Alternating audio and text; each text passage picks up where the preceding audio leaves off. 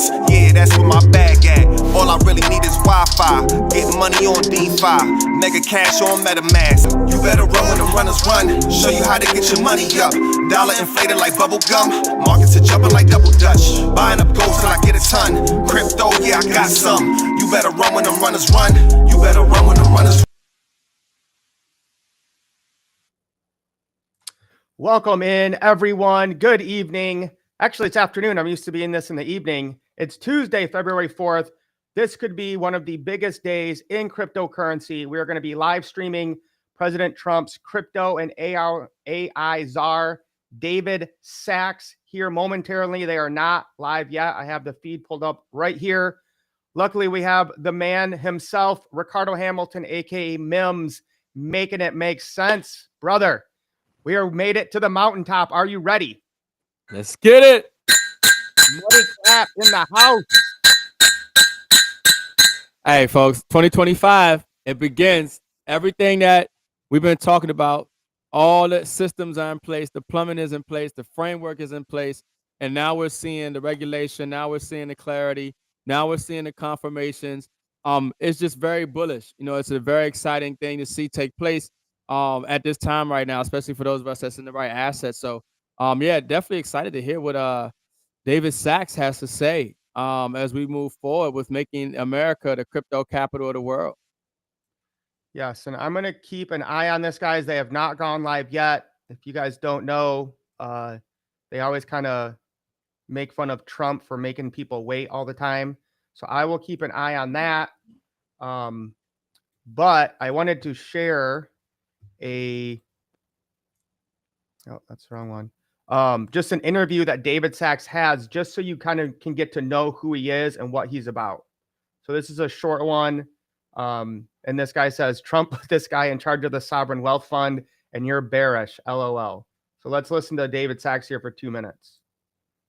Oh, I'm sorry, this is not David Sachs. This is the guy that's head of the wealth fund, but they're both very similar. Like, how do you think about either you or Cantor? I don't have a big enough percentage. I probably have, no, I can't say, because then people can figure out that no, how much I have. I would say I have hundreds of millions of dollars. Okay. Hundreds and hundreds of millions of dollars exposure to Bitcoin. And it will be billions. I was going to say, so next year when you come back and we'll do this again and you'll be a Bitcoin billionaire. And yeah, but you remember that model I told you? So if every time Bitcoin dips, I'm going to be the buyer. Right? Trust me, I know why you're doing the lending. It's all coming. Listen, you don't have to explain that one around here. So yeah, I got the 50% Bitcoin, I got the Bitcoin lending, but basically what you're going to see is Cantor Fitzgerald. It just went live. 1 second.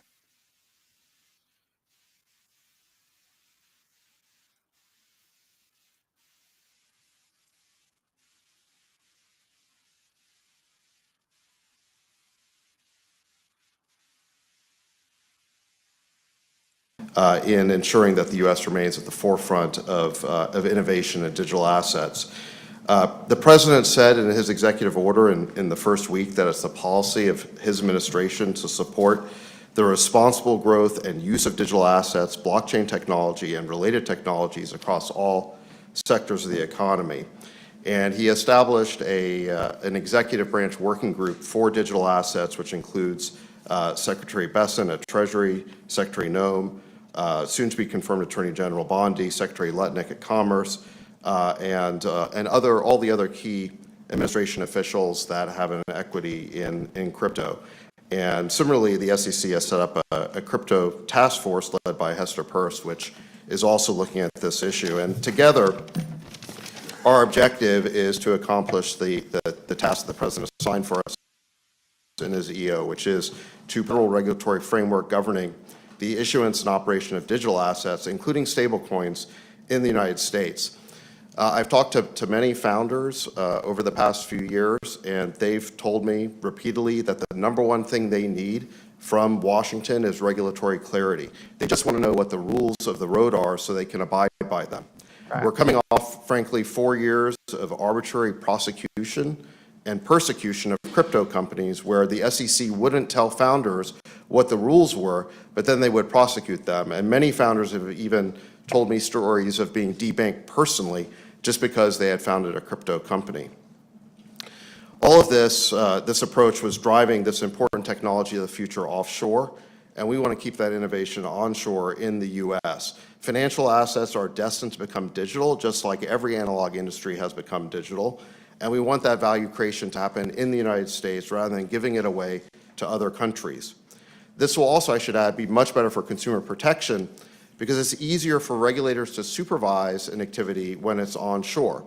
And it's probably not a coincidence that the single biggest fraud in the history of crypto, which was FTX, was based in the Bahamas. By moving the innovation onshore, it'll be easier to separate out the good actors from the bad actors. And we want to encourage the good actors, the innovators, while protecting the market from the bad actors. And I think a market structure legislation with clear definitions and fair rules will do that. I want to say additionally, we're excited about working with both the House and Senate on stablecoin legislation.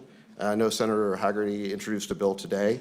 This stablecoins really have the potential to ensure American dollar dominance internationally, to increase the usage of the U.S. dollar digitally as the world's reserve currency, and in the process create potentially trillions of dollars of demand for U.S. treasuries, which could lower long-term interest rates. So let me stop there, and I want to thank the chairman here.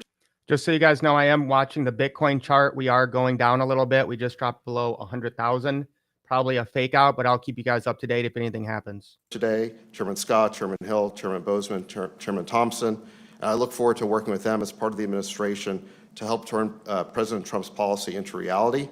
This was a week one priority for the administration, and we're excited that our counterparts in Congress are equally committed to ensuring American dominance in digital assets. I look forward to working with each of you.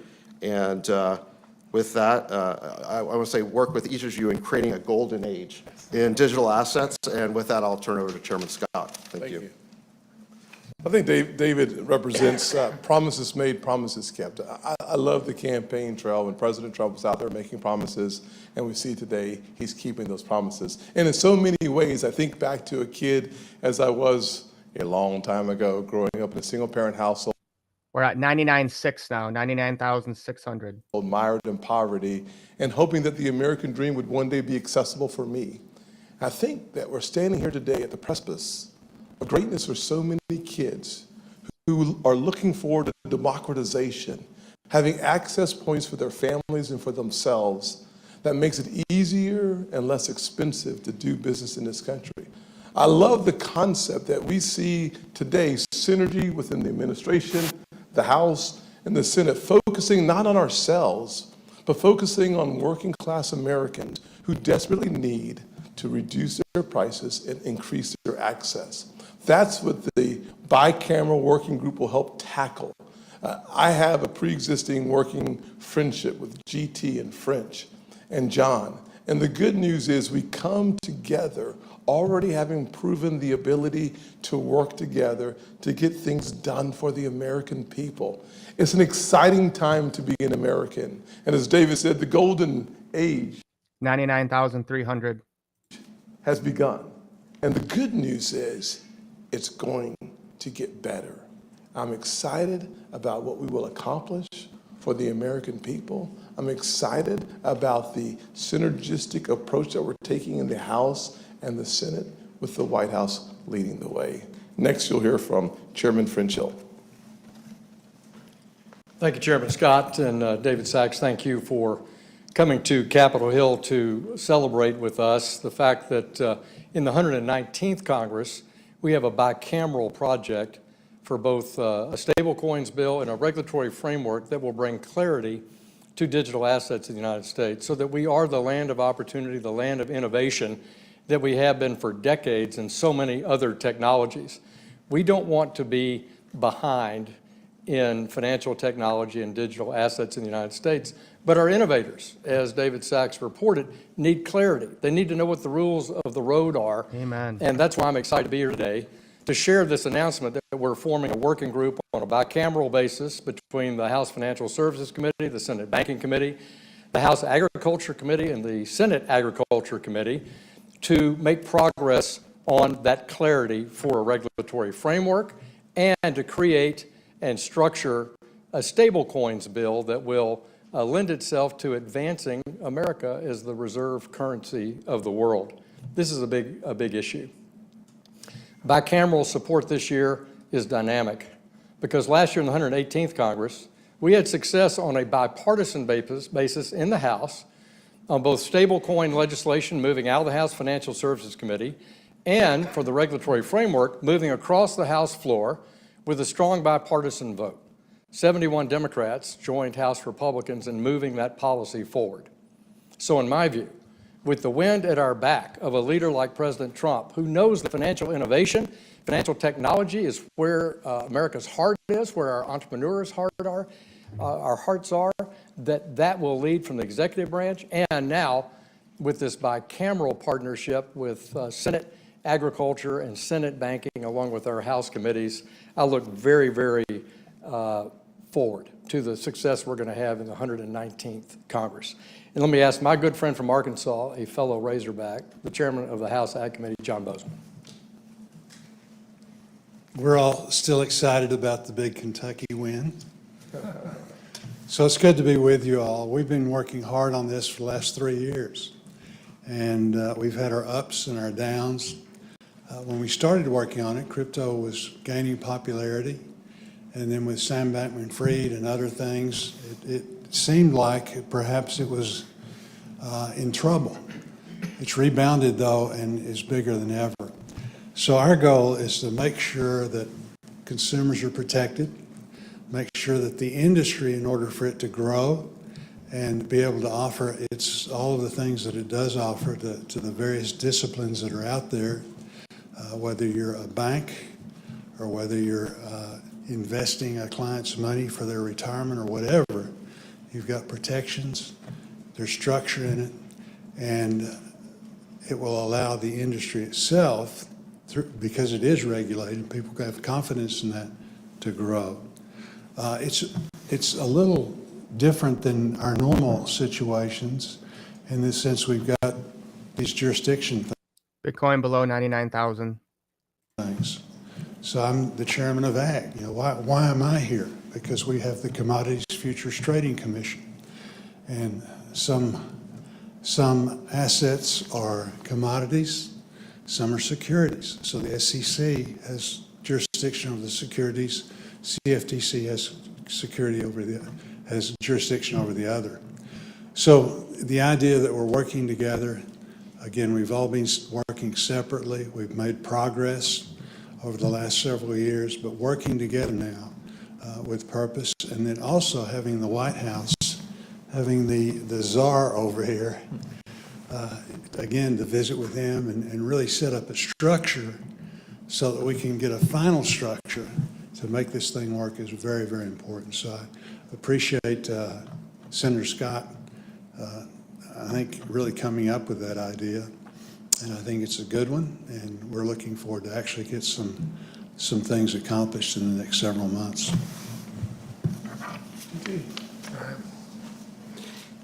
Good afternoon, everyone. I'm Congressman G.T. Thompson, Chair of the House Agriculture Committee.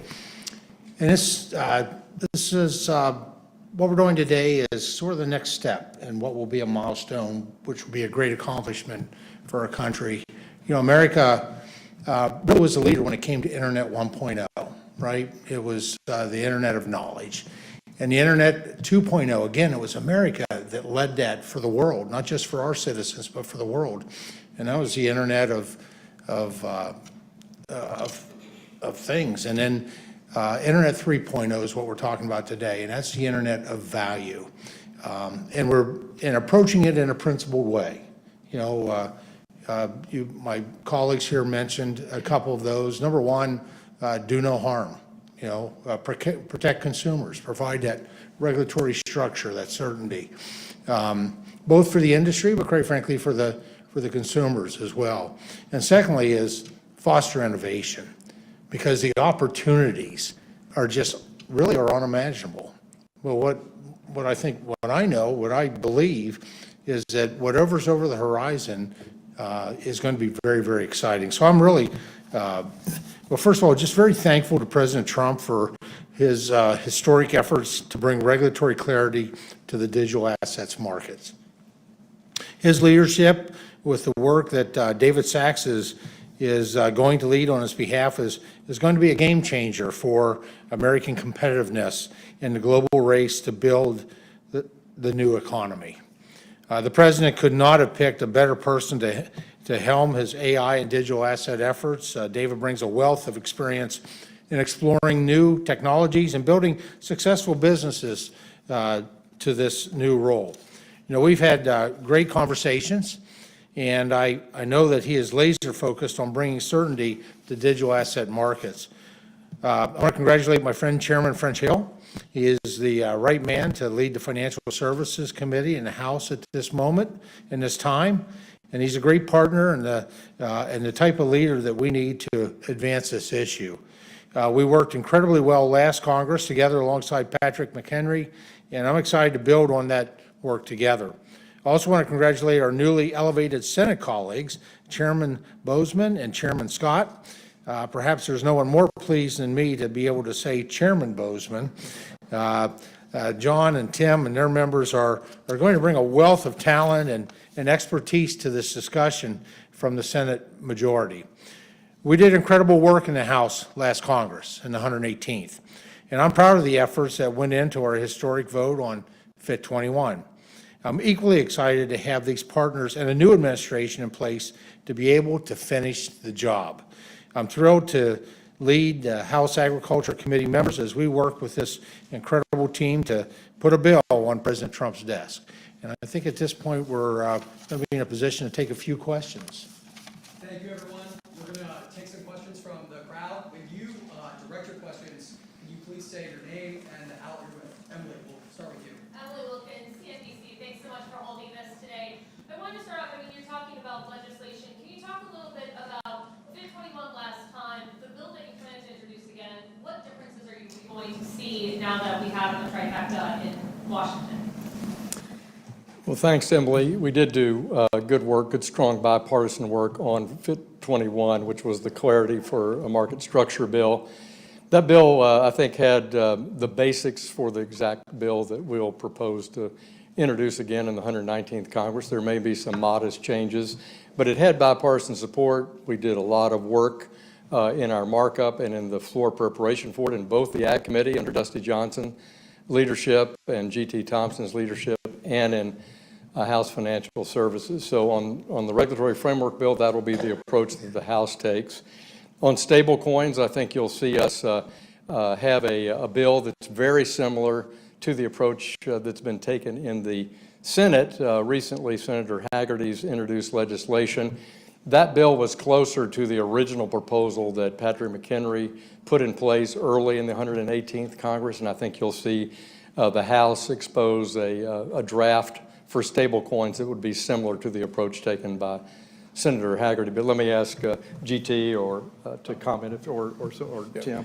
So I established this year a digital assets subcommittee so that we could take a deep dive into market structure as well as stable coins. Good news is stable coins led by Bill Hagerty on the Senate side out already today. We've seen Cynthia Lummis is a co-sponsor. Market structure is a place where you have left and right leaning in. We have members from Gillibrand and Lummis working together in the past, now working together in the future, coming to the table to create the framework for the Senate so that we can harmonize FIT 21, the parts that we see as a path forward to a signature into law. So the good news is, from my perspective, having the Digital Asset Subcommittee really working on the market structure at the same time, simultaneously having Bill Hagerty lead the conversation around stable coins, having that bill out for us to take a look at, and there will be an amendment process, will be a part of that for us. And then hopefully, very quickly, we'll see the House, they're working on it as well, so we'll have a legislation that's able to go to the President's desk. Let me just say I'm very proud of the work that we did in 118th with FIT 21, and that was done in You heard others talk about, we had Republicans and Democrats, certainly in committee and on the House floor, significant vote that we achieved, but I like to say we achieved that in a tripartisan way. We worked in bringing the industry, bringing key stakeholders to the table. And so I look forward to, quite frankly, on working with my colleagues here and President Trump to, to continue that process of refining what we do, whether it's market structures and the other aspects of this bill. Brendan Peterson with Much More News. I wanted to ask if you all are thinking about making changes to anti-money laundering law as a part of this push, given the concerns we've heard about debanking the crypto sector and beyond, and the broader concerns about money transmitter licenses and the sensitivities of AML. Yeah.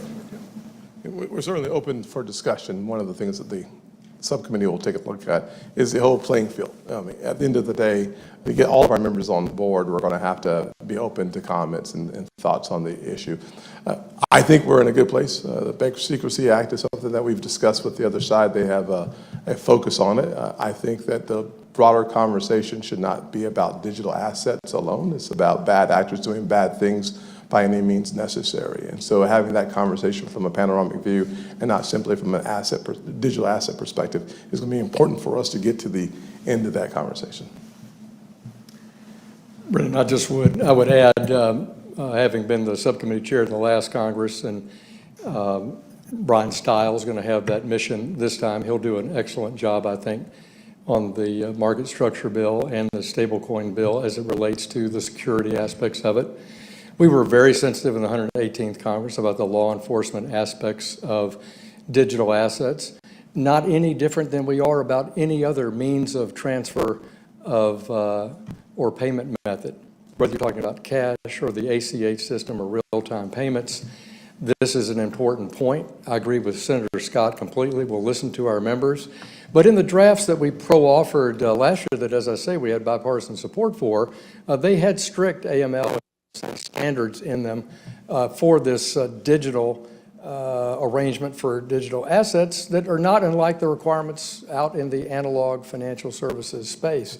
It's why we call the bills fit for purpose, because this is not an intermediated form of finance anymore, and so these laws have to reflect how transactions are conducted. But AML and BSA are important for every member on both sides of the Capitol.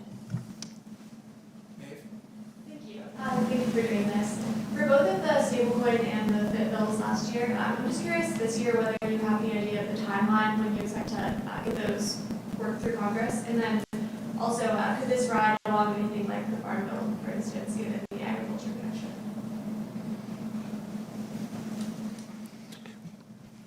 Well, we have to work on getting the Farm Bill, and we're going to do that.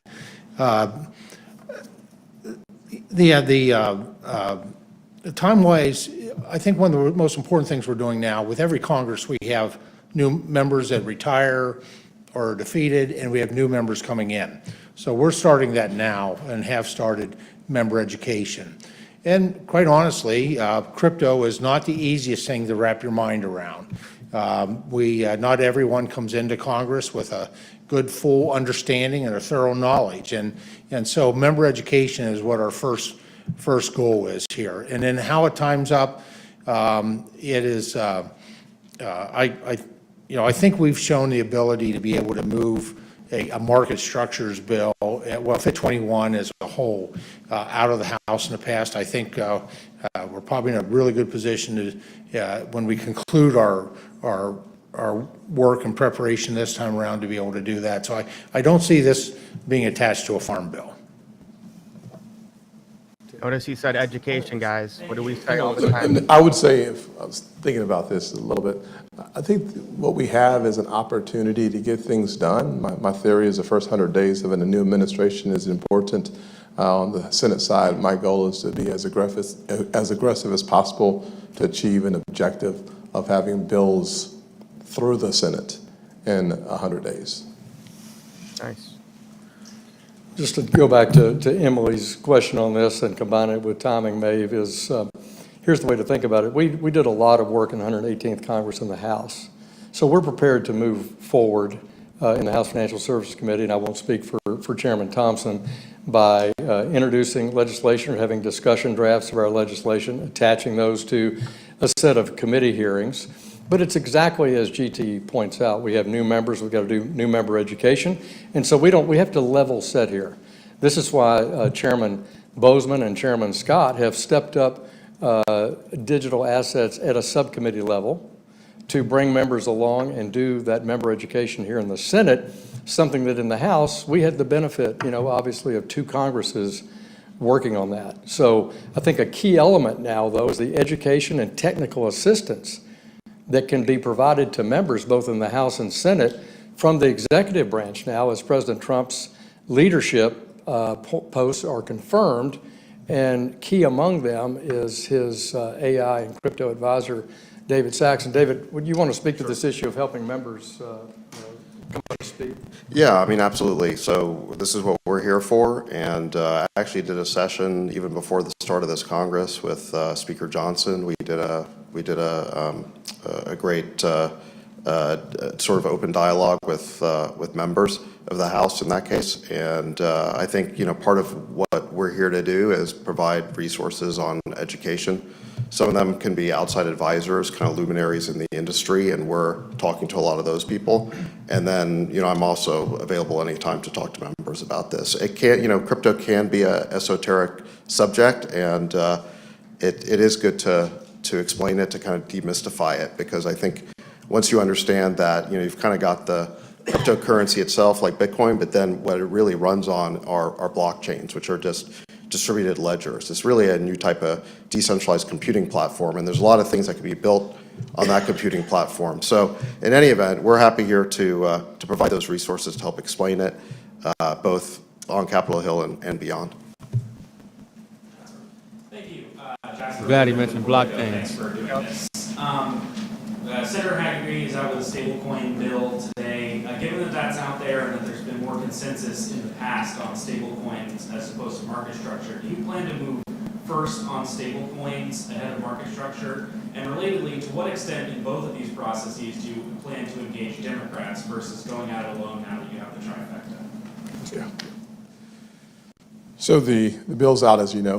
We have been working with Democrats already on the bill. You'll see co-sponsors will line up on both sides.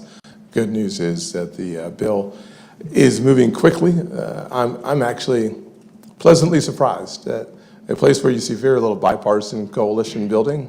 The members of the committee, as well as folks like Gillibrand off the committee, are very anxious to have a win in this digital space. And so for the first time in a long time, there's a reason to take a deep breath and release it, because the legislation moving forward very quickly is happening. Good news is they have had, as French said, a lot of time working on the legislation as well. Finding the places where there are disagreement will be the key for us getting it to the president's desk, and that's where I think the task happens next, is to take a look at the component parts of Hagerty's stablecoin bill. But that's what we're moving first, is stablecoins. Makes sense. In the House, and I'll speak for the Financial Services Committee and then yield to my friend GT, we're proposing that we'll essentially move the stable coins and a FIT 21 type structure, as I've now answered that question 2 or 3 times, on a similar track, meaning we're going to begin that process where we left off in the 118th Congress. And we worked hand in glove diligently with our colleagues on the Democratic side of the aisle in the House. Many of the ideas that are reflected in the market structure bill and some in the stablecoins bill reflected views from the minority party in the House. And we'll continue to do that. And you'll see that as we move forward with a set of hearings and the discussion. So I remain committed to trying to make these bills bipartisan success in the House.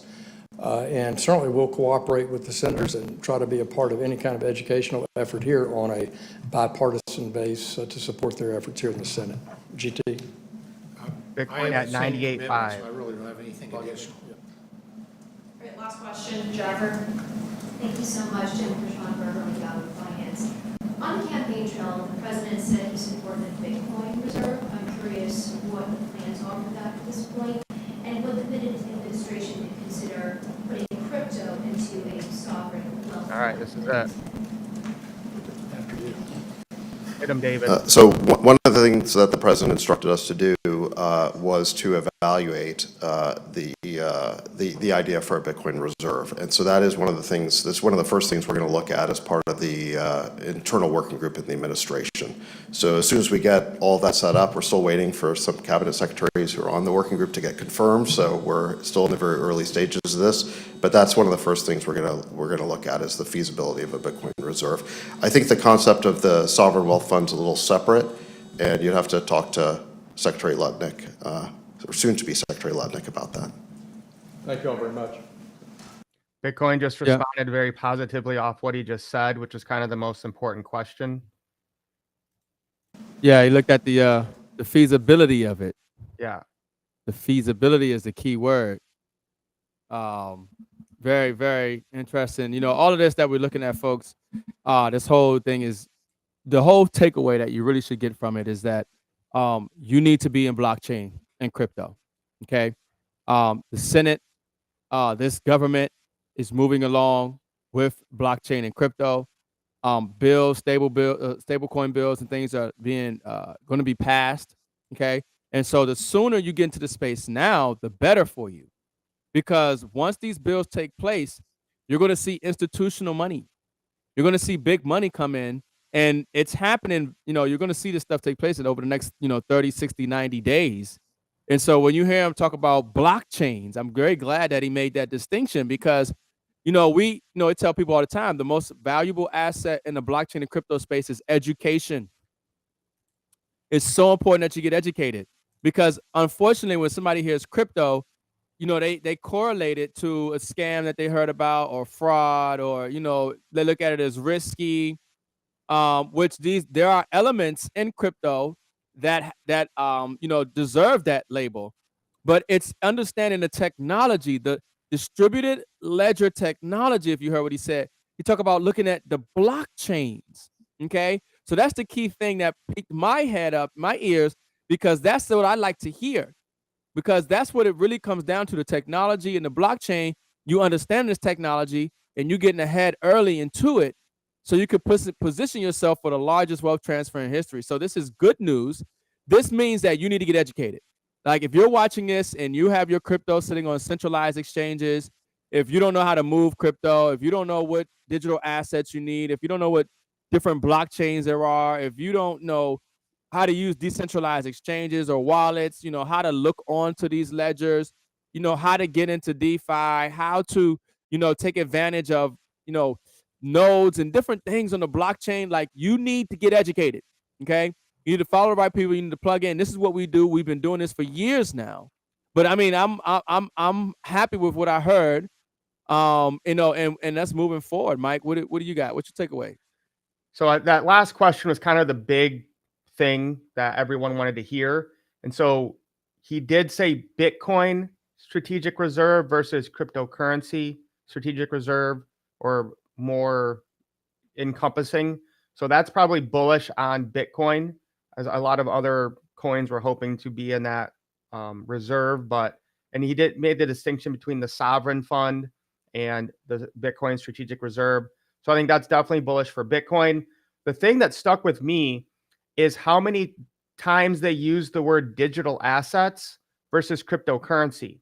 And I've heard him on an interview say we need to get away from even using that word currency, because it scares so many people. And then it kind of falls under a bunch more regulation, because obviously Trump and most people that are like more pro-American, they want the dollar to still be relevant. If the dollar goes down, we probably all go down.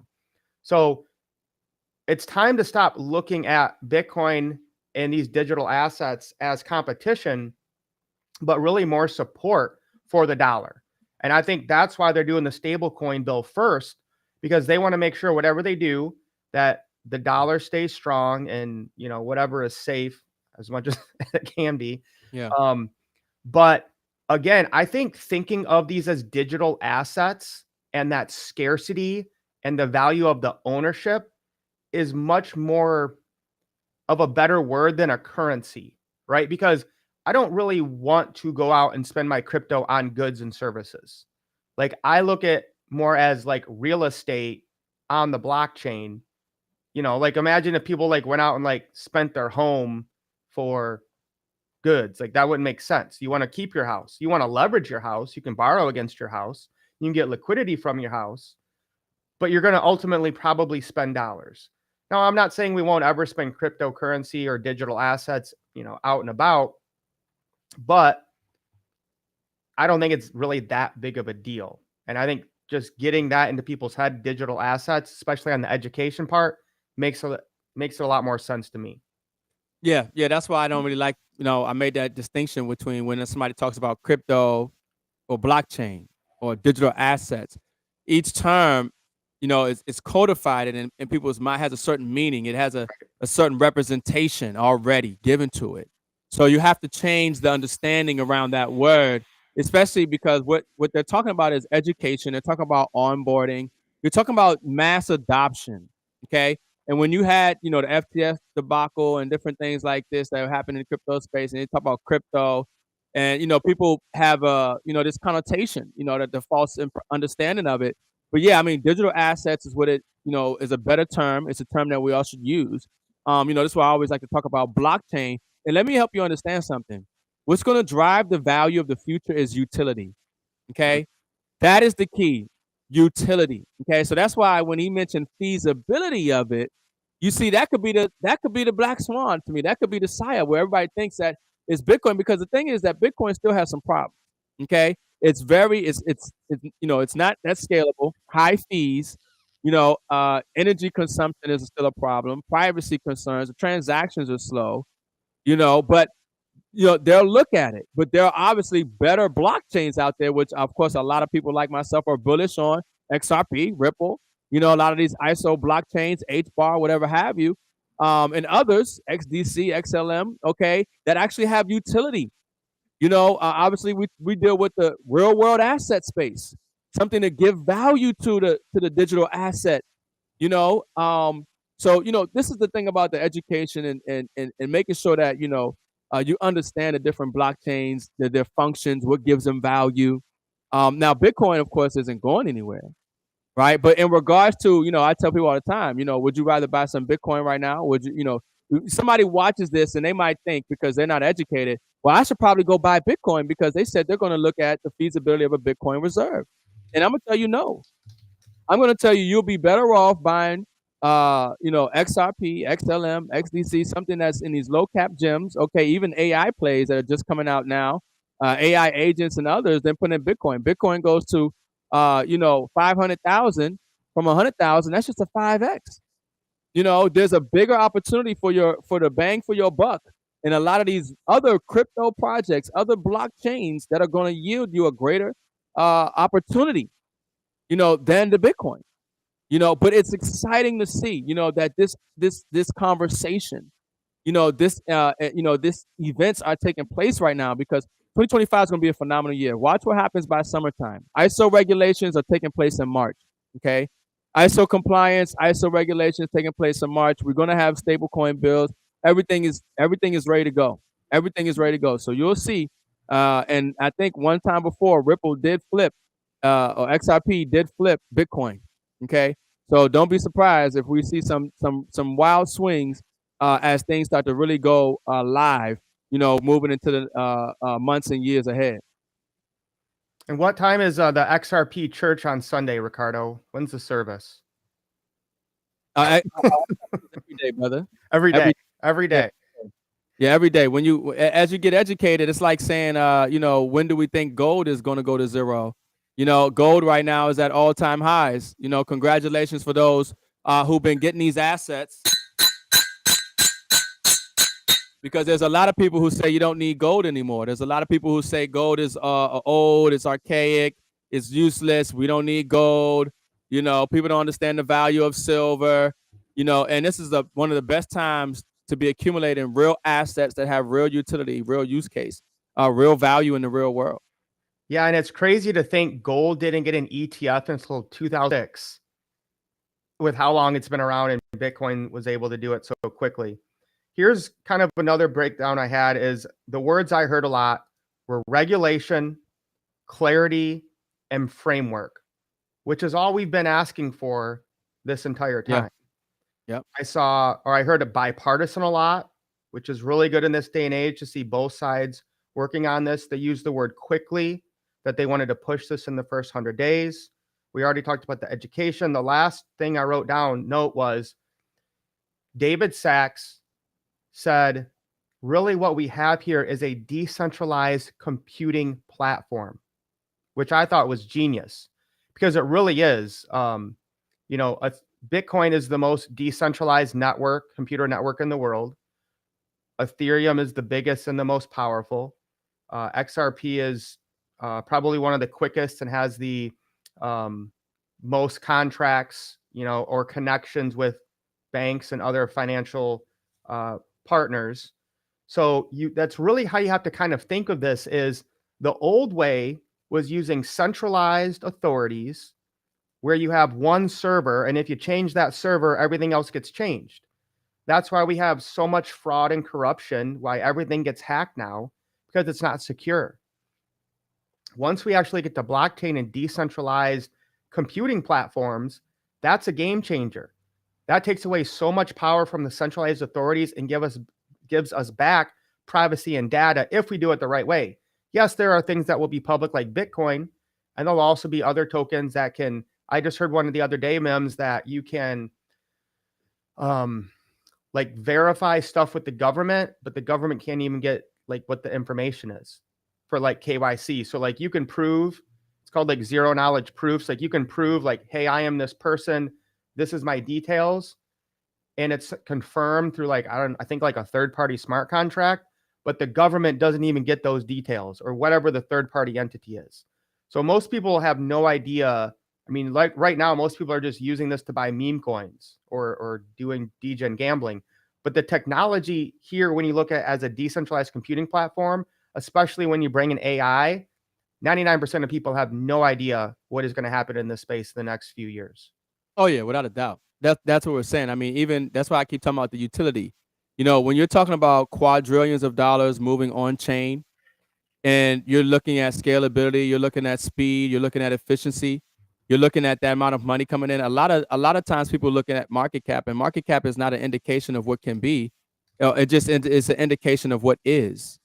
People have to understand something. The trillions, quadrillions of dollars are not even flowing on chain yet. Do you understand that the central banks around the world, the governments around the world, the institutions around the world, the large and small mid-cap businesses, the unbanked, the billions of people around the planet who are unbanked, do you realize that the money is not moving on chain yet? And when money moves, and we're talking about for payments, smart contracts, settlement, you think that's going to be on the Bitcoin blockchain? No, it's not going to take place in the Bitcoin blockchain. Do you think that can you even quantify the market cap when there's quadrillions of dollars getting ready to flow into this space of what a market cap of a digital asset can or can't be? No, I don't think so. So I agree with you, Mike. This space is evolving very fast. But you just want to make sure that you're in position, you're getting educated, and you're holding on, know what you hold. All right. Last thing we want to share with you guys today is, we are super excited about real world assets and the tokenization of them to be on the blockchain. I think this is going to be the biggest thing that happens to cryptocurrency. And we have a brand new video out that just dropped 4 hours ago. So we're going to premiere it here on this live stream. And I'm telling you guys, we're excited about this. We're going to actually be going out to Oklahoma to visit these real world asset sites. So without further ado, the grand premiere of the Trusted Smart Chain new video. Over the past year, the world has witnessed remarkable growth in the crypto industry. The market cap has doubled. Searches for how to buy crypto hit an all-time high just recently. Bitcoin continues to break records, and institutional money is flooding in. It's no longer just your crypto enthusiasts driving this movement. Crypto is entering the mainstream. We are on the cusp of adoption at a massive scale, and Trusted Smart Chain is leading the way. The journey here wasn't random. In 2008, the global banking crisis shook trust in centralized institutions. This crisis led to the birth of Bitcoin in 2009. offering a decentralized alternative. Then, in 2015, Ethereum introduced smart contracts, paving the way for decentralized finance, apps, and NFTs. These innovations transformed industries and set the stage for the next great paradigm shift, the tokenization of real-world assets. What is tokenization of RWAs? It's the process of turning tangible assets, like real estate, art, or commodities, into digital tokens on a blockchain. And it's big. In 2021, the market was valued at $2.4 billion. Within the next 5 years, it's projected to reach as much as $16 trillion. But as promising as this is, challenges remain. Valuation discrepancies, misrepresentation, rug pulls, hype and speculation, high fees. These issues have plagued the industry, creating barriers to trust and mainstream adoption. That's where Trusted Smart Chain comes in. We're solving these problems by establishing a universal framework for tokenization. Every real-world asset will align with the SEC as an investment. This means upfront audits, full transparency with asset statements and P&L reports, and a commitment to trust and integrity. Well, I'm getting goosebumps over here, M.I.M.S. This is a lot for people to take in. So I just want you to M.I.M.S. that last part and how huge it is given the press conference that we just watched. Yeah, I mean, folks, there is going to be a blockchain. There's going to be companies that are facilitating the transfer from the old financial system to the new financial system. They're doing it the right way. And when we're talking about the security, we're talking about the trust, you know, we're even right now, when they're putting these bills together, that's what it's for, to legitimize and make this place, you know, make this crypto space even safer. So yeah, I get really excited when I realize, you know, what we're a part of and what we're doing, and you know, how early we are too, super early. Yeah. So, I mean, actually filing with the SEC, having the audits, full transparency, this is really nothing we have ever seen in cryptocurrency or digital assets. Right. Yeah, this is the first blockchain to ever do that. The requirement. At Trusted Smart Chain, we're shifting the industry from hype and speculation to tangibility and substance. The future of crypto depends on utility and solving real problems, and Trusted Smart Chain is paving the way. At the heart of our ecosystem are our node operators. Nodes facilitate transactions on our blockchain, ensuring a safe and secure network. In return, operators earn daily digital rewards. This isn't just about supporting infrastructure. It's about unlocking financial opportunities. When you become a node operator, you also join the Trusted Society, an exclusive community offering access to education, networking, and global events with like-minded innovators. We know there are many good people who want to improve their situation in life. Abundance makes good people better.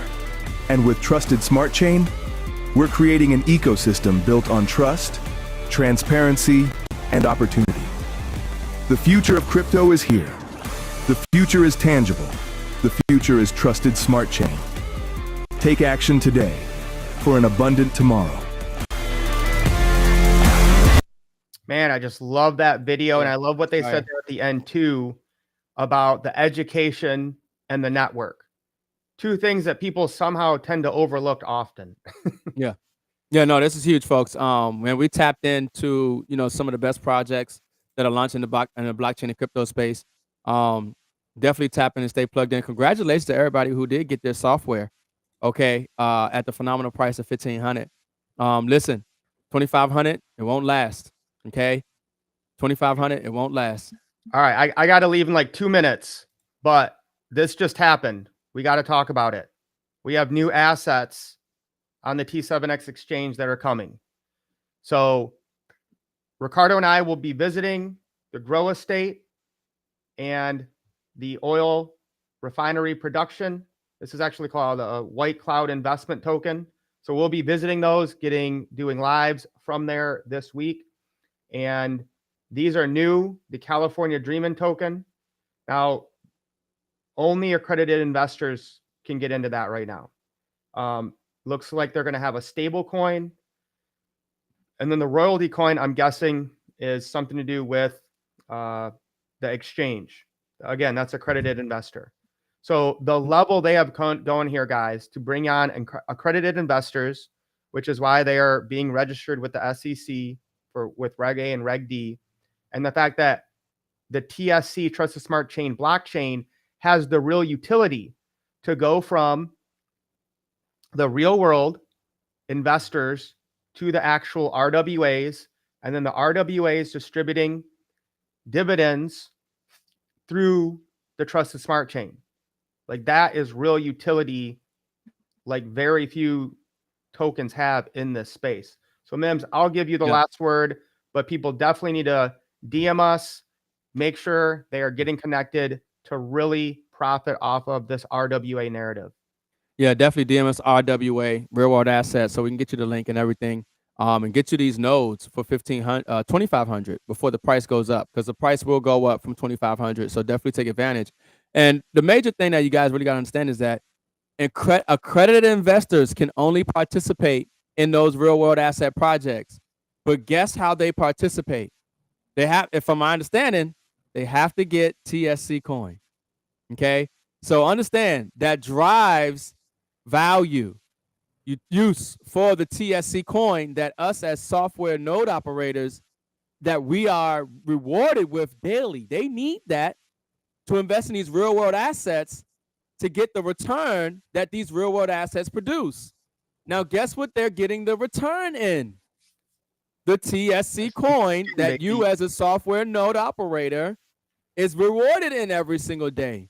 And guess how that coin is got? Their asset manager has to acquire that coin on the market to pay it out to the investor for their return on their. So this is huge, folks. This is huge, massive. Don't wait. Okay, I got about 10 of those software nodes myself. Okay, and I need more. Okay, I'm just telling you right now, this is how big this opportunity is when you're talking about a blockchain company that's American based. It's a layer 1 tokenization of real world assets and securities on the blockchain. Okay, and when you're talking about the billionaires that are behind this, the investment bankers that have taken companies public on Wall Street. Okay, and when you're talking about, even a mayor that's out in Utah, on the board and behind this, and then when you're looking at just all this exposure to real world assets and what's taking place in this blockchain space right now, you definitely want to get in. You definitely want to become a software node operator and get in for 2,500 before the price goes up. Yep, time to take action, guys. Thank you everyone who jumped on the stream. Like the video, drop some comments, share it out to people so they can get educated in this blockchain space.